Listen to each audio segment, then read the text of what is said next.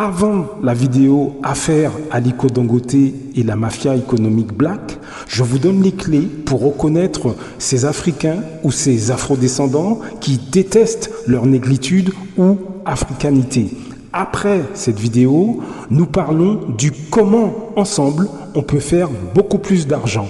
Choisissez ce que vous regardez.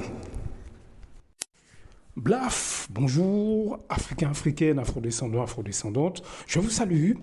J'espère que vous pétez la forme. Aujourd'hui, ce que j'ai envie de vous dire, c'est toujours relatif à notre poids économique, au fait que nous devons nous former pour faire de l'argent, etc. Ça, c'est clair. Dans les grandes lignes, ça, c'est clair. Mais vous savez, l'image qu'on a aux yeux des autres, c'est aussi important. On peut pas. Alors moi, je suis premier à dire qu'il faut s'assumer. On peut pas constamment prendre en compte la vie des autres. Et c'est vrai, il n'y a pas de problème. Mais vous savez, dans certains cas, ça compte quand même. Je vous explique pourquoi je dis ça. En France notamment, mais dans d'autres pays c'est pareil, les afrodescendants ont une très mauvaise image dans les médias, dans les magazines, etc. C'est une propagande, on le sait ça. Hein.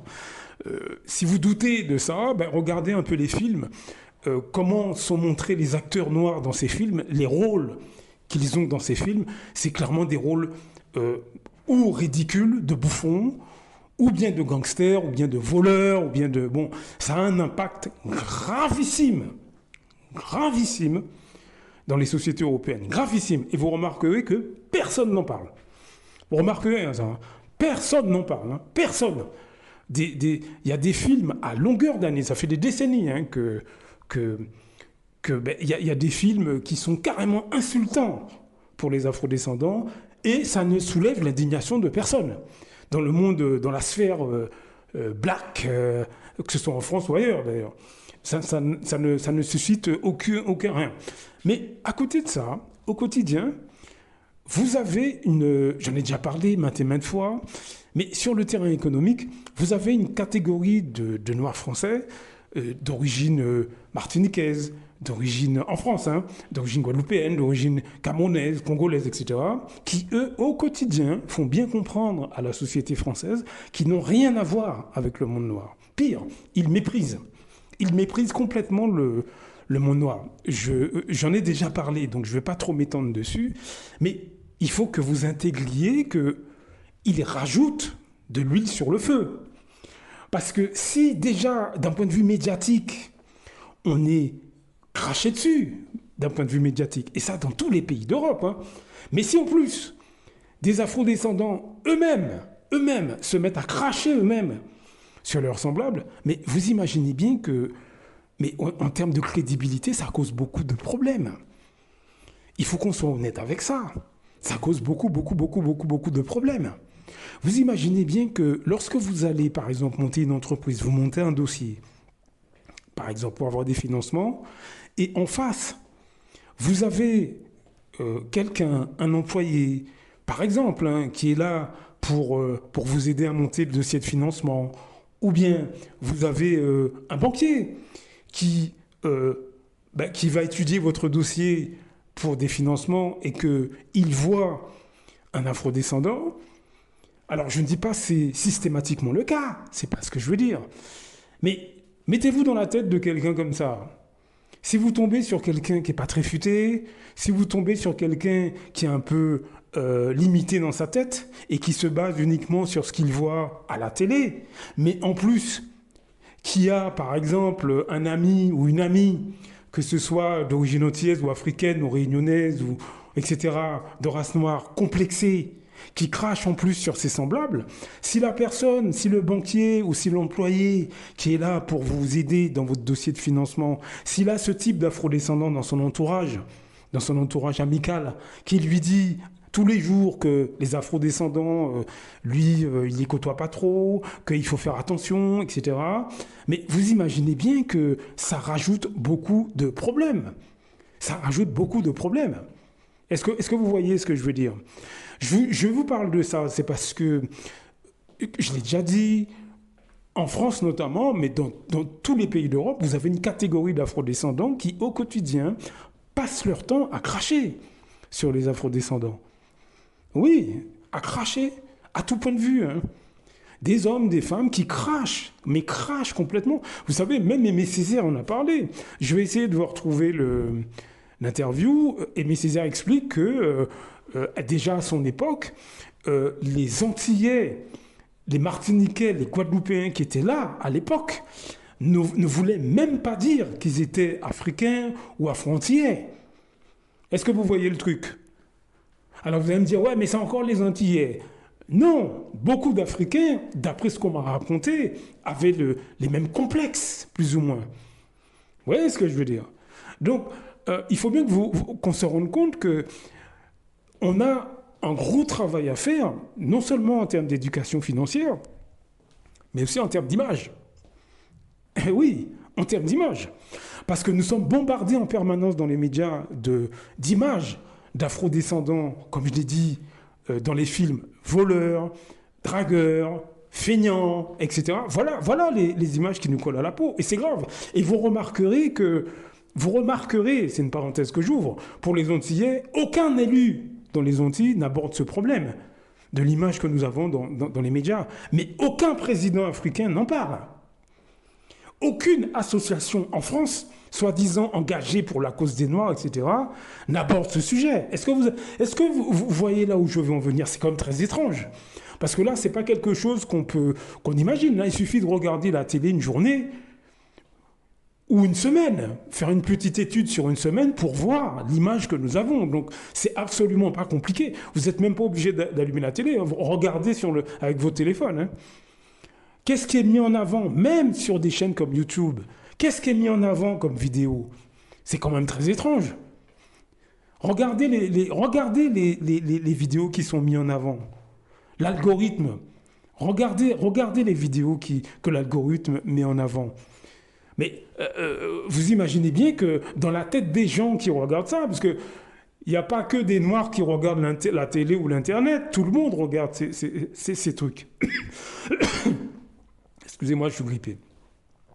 Donc vous imaginez bien dans la tête des gens, du public en général, mais quelle image ils ont de nous? Vous voyez ce que je veux dire?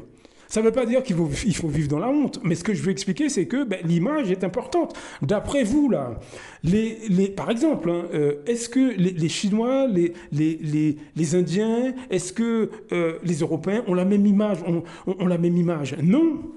Non. Je vous assure que non. Alors, je ne dis pas que tout le monde a une superbe image, que tous ces peuples ont une superbe image, mais comparé avec l'image qui revient très souvent chez nous. Alors, si vous ajoutez les clips de rap, qui depuis des décennies montrent des images obscènes. Quand je dis obscènes, c'est certes sexuel, mais aussi des hommes noirs enragés qui veulent buter tout le monde, etc., etc. Mais vous imaginez bien qu'économiquement, ça a des répercussions. Ça veut dire que dans l'imaginaire des gens, économiquement, on n'est pas fiable. Est-ce que vous voyez la propagande qui a été menée contre nous depuis des décennies? Mais le souci, c'est que beaucoup des nôtres, au quotidien, y participent. Vous voyez ce que je veux dire? D'après vous, lorsque des étrangers arrivent dans nos pays, pourquoi en 3-4 mois, ils ont entreprise, ils ont de l'argent, ils montent des magasins, etc. Pourquoi, d'après vous? Certes, ils ont des réseaux, d'accord, bien sûr, vous avez raison, mais il y a l'image. Il y a l'image. Je veux dire que moi, je suis martiniquais, je vous assure qu'un blanc de France débarque en Martinique, il cherche... alors certes, il y a un réseau, on est d'accord, il y a un réseau sur place, il n'y a pas de problème. Mais en termes d'image, je vous assure que les Martiniquais se prosternent devant lui, ou elle, pas tous. Pas tous, bien sûr, je ne généralise pas, mais beaucoup. Je vous assure que si c'est moi qui débarque, et d'ailleurs, je peux vous en parler, puisque en Martinique, j'ai essayé de monter une petite entreprise. Mais je ne vous dis pas les barrières qu'on m'a mis, des Martiniquais. Donc, tout ça pour vous dire qu'on a un double travail à faire d'éducation financière. Comme je vous l'ai dit, je vous le dis dans ces derniers audios, on doit élargir notre culture aussi, notre culture financière, mais on a aussi un gros travail d'image à faire. Vous voyez ce que je veux dire? Et en plus, c'est une image vis-à-vis de nous-mêmes. On doit, par exemple, pour combattre ça, ces images négatives, on doit déjà vendre notre image à nous-mêmes. Une image beaucoup plus valorisante à nous-mêmes. C'est pour ça que je vous incite à regarder des documentaires, par exemple, sur les milliardaires africains. Il y a beaucoup de documentaires, de mini-documentaires sur Aliko Dangote, par exemple. Mais il y en a d'autres. Il y en a d'autres. Faites des recherches sur les milliardaires américains, afro-américains, puisque, bon, jusqu'à preuve du contraire, ils sont quand même très promotionnés, mais aussi africains. Je ne sais même pas s'il y a des milliardaires martiniquais ou guadeloupéens. Vous voyez ce que je veux dire? Est-ce que vous voyez la gravité du truc? Moi, je regarde beaucoup de documentaires sur les milliardaires africains, parce que je m'identifie beaucoup plus. Vous voyez ce que je veux dire? Aux Afro-Américains, aux Africains, ou aux rares Antillais qui réussissent dans les affaires. Vous avez Thierry Déo, par exemple. Mais on n'en parle pas beaucoup.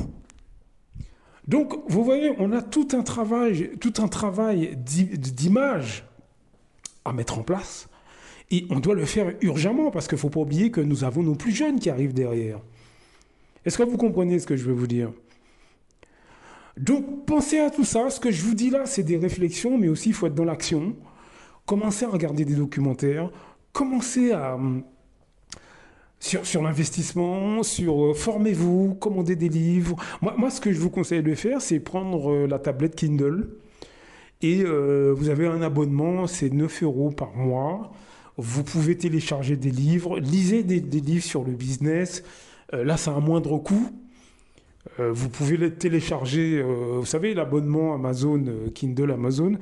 Voilà, vous pouvez faire ça. Vous pouvez payer en ligne, vous le téléchargez sur la tablette et vous avez le bouquin toute la journée. Vous pouvez le lire en fonction de là où vous êtes. Vous pouvez le lire n'importe quand. Alors, je ne sais pas si ça fonctionne dans les pays africains, je ne suis pas sûr. Mais il y a peut-être d'autres moyens. Faites vos recherches, je suis sûr qu'il y a d'autres moyens. Ça m'étonnerait qu'il n'y ait rien. Je n'y crois pas, c'est pas vrai. Il y a d'autres moyens techniques.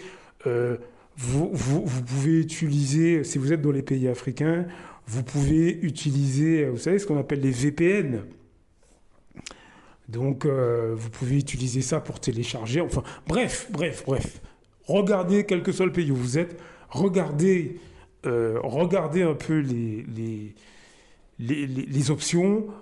Soyez motivés, ne vous découragez pas. Ce que je vous dis là, c'est pas pour qu'on se décourage, c'est pour qu'on prenne conscience et qu'on fasse des mini-actions. Déjà, dans un premier temps, formons-nous, élargissons notre culture financière. Comme je t'ai déjà dit, c'est quoi l'argent? Qui crée l'argent? Tout ça, ce sont des documentaires que vous pouvez regarder en ligne. Vous voyez ce que je veux dire? Parce que croyez-moi qu'à l'échelle du monde, de l'argent, il y en a. Il y en a. Donc, voilà pour aujourd'hui. Je vous embrasse. Blaf. À très bientôt.